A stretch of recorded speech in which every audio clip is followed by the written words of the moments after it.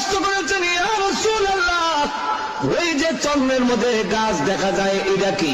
আল্লাহর নবী বলেন, সাহাবীরা রে, এটা হলো আল্লাহর কুদরতের আলামত, আল্লাহর কুদরতের নিদর্শন। সাহাবীরা বলেন, ইয়া রাসূলুল্লাহ, আরেকটু বুঝায় বলেন আল্লাহর কুদরতের নিদর্শন কি গো? আল্লাহর নবী বলেন, আমার সাহাবীরা ও আমার উম্মতেরা, সূর্যের মধ্যে যেইভাবে পাওয়ার আছে চন্দ্রের মধ্যে এইভাবে পাওয়ার ছিল।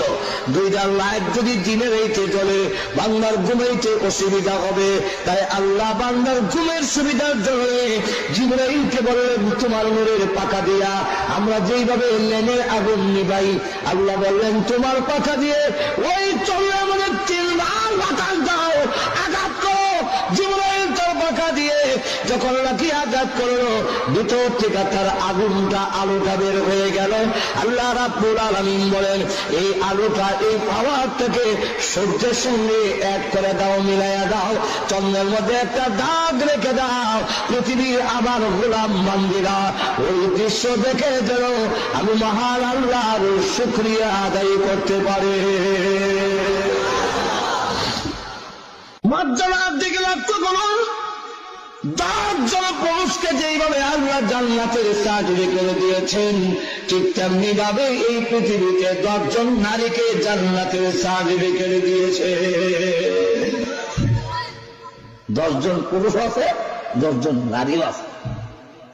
আল্লাহ যেমন আবু বকর সিদ্দিক সালাম দিয়েছেন, পুরুষকে যেমন সালাম দিয়েছেন নবীনা,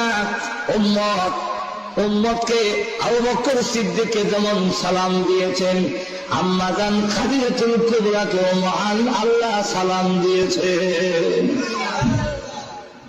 জান্নাতের সার্টিফিকেট দিয়েছেন সেই খাদিজাতুল কুবরা রাদিয়াল্লাহু আনহা। তিনি প্রতিদিন 2 বার আল্লাহর নবীকে খাওয়ান নিয়ে পৌঁছায় দেন।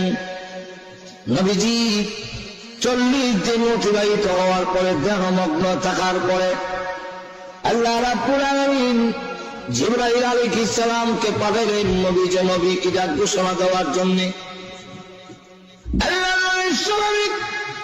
রাব্বুল আলামিন হেরা পর্বতের গুহায়, ওই জবলের নূরের পাহাড়ের হেরা নামক গুহায় তাকায় দেখেন, হঠাৎ করে একজন লোক, এমন আকৃতি আল্লাহর নবী জিন্দেগিতে কোনদিন দেখেন নাই।